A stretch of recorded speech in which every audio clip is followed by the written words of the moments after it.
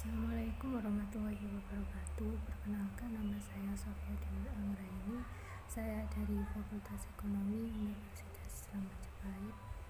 Di sini saya akan mempresentasikan makalah yang berjudul Konsep Dasar Manajemen Keuangan. Kata pengantar, puji syukur kehadirat Allah Subhanahu wa Ta'ala yang telah memberikan rahmat dan hidayahnya sehingga saya dapat menyelesaikan tugas makalah yang berjudul Konsep Dasar Manajemen Keuangan ini tepat pada waktunya. Adapun tujuan dari pembuatan makalah ini yaitu untuk memenuhi tugas akhir dari mata kuliah Manajemen Keuangan yang diampu oleh dosen Rini Armin SP SMMM selaku dosen prodi manajemen. Selain itu, makalah ini juga bertujuan untuk menambah wawasan bagi para pembaca serta penulis. Saya menyadari bahwasanya makalah ini jauh dari kata sempurna. Oleh karena itu, kritik serta saran yang membangun akan saya nantikan. Bab 1. Pendahuluan. Latar belakang masalah. Pengelolaan keuangan dalam perusahaan merupakan kunci utama untuk kegiatan operasional perusahaan dan tidak akan terlepas dari kegiatan yang berhubungan dengan keuangan perusahaan. Bila pemakaian dana tidak terkontrol akan berakibat keuangan kosong. Keuangan perusahaan yang kosong menyebabkan terganggunya semua kegiatan operasional perusahaan. Manajemen atas arus keluar masuknya dana perusahaan yang terkontrol akan menunjukkan kredibilitas perusahaan yang baik di dunia bisnis. Dalam kondisi keuangan yang buruk, manajemen dituntut untuk segera membenahi keuangan perusahaan tersebut. Manajemen keuangan membicarakan teori keuangan yang pada dasarnya dapat dilakukan baik oleh individu. Teori keuangan menjelaskan mengapa suatu fenomena di bidang keuangan bisa terjadi dan mengapa keputusan keuangan perlu diambil dalam menghadapi persoalan keuangan. Manajemen sendiri sebagai suatu proses perencanaan, pengorganisasian, pengkoordiniran, dan pengontrolan sumber daya untuk mencapai sasaran secara efektif dan efisien. Efektif berarti bahwa tujuan dapat dicapai sesuai dengan perencanaan, sementara efisien berarti bahwa tugas yang ada dilaksanakan secara benar, terorganisir, dan sesuai dengan jadwal. Pemahaman teori keuangan akan memudahkan bagi kita untuk memahami berbagai masalah keuangan yang mungkin kita hadapi dalam kehidupan sehari-hari. Seorang manajer keuangan harus dapat memahami dasar-dasar dari manajemen keuangan. Oleh karena itu, sangat penting bagi seorang manajer dalam mengetahui perihal konsep-konsep keuangan. Rumusan masalah. 1. Apa pengertian manajemen keuangan? 2. Bagaimana prinsip-prinsip manajemen keuangan perusahaan? 3. Apa peran manajemen keuangan pada perusahaan? 4. Bagaimana tanggung jawab manajer keuangan? 5. Bagaimana tujuan manajemen keuangan pada perusahaan? 6. Apa saja lingkungan keuangan? 7. Apa fungsi manajemen keuangan? Tujuan untuk mengetahui pengertian manajemen keuangan. 2. Untuk mengetahui bagaimana prinsip-prinsip manajemen keuangan. 3. Untuk mengetahui peranan dan pentingnya manajemen keuangan. 4. Untuk mengetahui tanggung jawab manajer keuangan. 5. Untuk mengetahui tujuan manajemen keuangan pada perusahaan. 6. Untuk mengetahui lingkungan keuangan. 7. Untuk mengetahui fungsi manajemen keuangan. Selanjutnya yaitu bab 2 pembahasan. Apa manajemen keuangan itu? Manajemen keuangan ialah seluruh aktivitas ataupun kegiatan perusahaan dalam rangka penggunaan serta pengalokasian dana merupakan perusahaan secara efisien. Manajemen keuangan terdiri dari dua kata yang memiliki arti masing-masing yang disatukan menjadi satu kesatuan yang komplit. Manajemen adalah suatu proses atau kerangka kerja yang melibatkan bimbingan atau pengarahan suatu kelompok orang-orang ke arah tujuan organisasional atau dalam maksud-maksud yang nyata.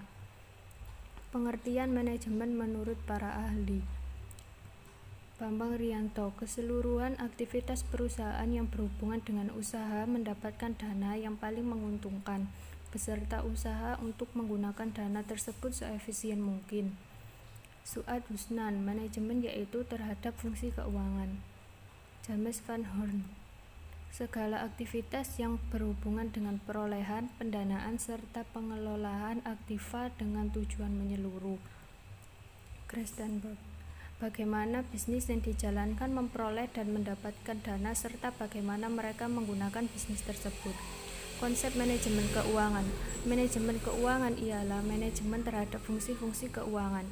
Selain itu, manajemen keuangan yaitu segala aktivitas yang berhubungan dengan cara bagaimana perusahaan memperoleh dana, menggunakan dana, mengelola aset sesuai dengan tujuan perusahaan secara menyeluruh. Fungsi keuangan merupakan kegiatan utama yang harus dilakukan mereka yang bertanggung jawab dalam bidang tertentu. Fungsi manajemen keuangan merupakan penggunaan dana dan penempatan dana. Manajemen keuangan berhubungan dengan 3 aktivitas. Aktivitas 1. Aktivitas penggunaan dana ialah aktivitas untuk dapat menginvestasi dana pada berbagai aktiva. Aktivitas 2. Aktivitas perolehan dana ialah aktivitas untuk mendapatkan sumber dana, baik itu dari sumber dana internal maupun eksternal perusahaan. Aktivitas 3. Aktivitas pengelolaan aktiva ialah segala dana diperoleh serta dialokasikan dalam bentuk aktiva dan harus dikelola seefisien mungkin. Tujuan manajemen keuangan. Tujuan manajemen keuangan ialah untuk memaksimalkan nilai perusahaan. Tujuan perusahaan ialah memaksimalisasi kesejahteraan pemilik perusahaan.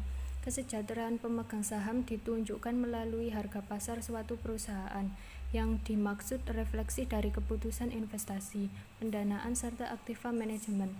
Kesuksesan keputusan suatu bisnis yang dinilai berdasarkan dampak yang ditimbulkan terhadap harga saham. Dalam manajemen, dalam bisnis perusahaan terdapat beberapa individu yang dikelompokkan lagi menjadi 3 kelompok, yaitu operasional manajemen, yaitu tingkat pelaksana, meliputi para supervisor. Manajemen menengah ialah meliputi kepala departemen, manajer divisi, dan manajer cabang. Manajemen eksekutif atau puncak ialah sebagai penanggung jawab dari fungsi-fungsi pemasaran, pembelanjaan, produksi, pembiayaan, serta akuntansi. Analisis manajemen keuangan. Seluruh analisis dalam manajemen keuangan mendasarkan diri pada analisis manfaat dan biaya atau benefit and cost analysis, atau lebih tepat disebut analisis manfaat dan pengorbanan. Artinya, semua pengambilan keputusan di bidang keuangan akan membandingkan besarnya manfaat yang dapat diperoleh karena sejumlah pengorbanan tertentu. Dalam penerapannya, analisis ini dapat dilakukan sebagai berikut. Dilihat dari 2 sisi, yaitu sisi manfaat dan pengorbanannya, membandingkan besarnya manfaat yang dapat diperoleh dengan pengorbanan yang harus dilakukan. Prinsipnya, apabila manfaat lebih besar dari pengorbanannya, maka keputusan keuangan tersebut layak untuk dilaksanakan. Yang kedua, dilihat dari sisi, yaitu sisi manfaatnya saja, membandingkan tambahan manfaat yang dapat diperoleh. Prinsipnya, apabila diperoleh tambahan manfaat yang cukup signifikan tanpa mengakibatkan perusahaan tingkat pengorbanan, maka keputusan keuangan tersebut layak untuk dilaksanakan. Yang ketiga, dilihat dari satu sisi, yaitu sisi pengorbanannya saja, membandingkan pengurangan pengorbanan atau penghematan yang dapat diperoleh. Prinsipnya, apabila diperoleh penghematan biaya yang cukup signifikan tanpa mengakibatkan perubahan tingkat manfaat, maka keputusan keuangan tersebut layak untuk dilaksanakan. Prinsip manajemen keuangan. Manajemen keuangan bukan hanya berkutat pada seputar pencatatan akuntansi.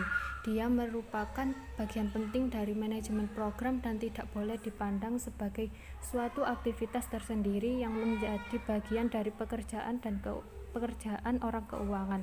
Ada 7 prinsip dari manajemen yang harus diperhatikan. 1. Konsisten. Sistem dan kebijakan keuangan dari organisasi harus konsisten dari waktu ke waktu. Ini tidak berarti bahwa sistem keuangan tidak boleh disesuaikan apabila terjadi perubahan di organisasi. Pendekatan yang tidak konsisten terhadap manajemen keuangan merupakan suatu tanda bahwa manipulasi di pengelolaan keuangan. Kedua, akuntabilitas. Akuntabilitas adalah kewajiban moral atau hukum yang melekat pada individu, kelompok, atau organisasi. Organisasi harus dapat menjelaskan bagaimana dia menggunakan sumber dayanya dan apa yang telah dia capai sebagai penanggung-jawaban kepada pemangku kepentingan dan penerima manfaat. Yang ketiga yaitu pengelolaan. Organisasi harus dapat mengelola dengan baik dana yang telah diperoleh. Dana yang telah diperoleh dan menjamin bahwa dana tersebut digunakan untuk mencapai tujuan yang telah ditetapkan. Yang keempat yaitu kelangsungan hidup.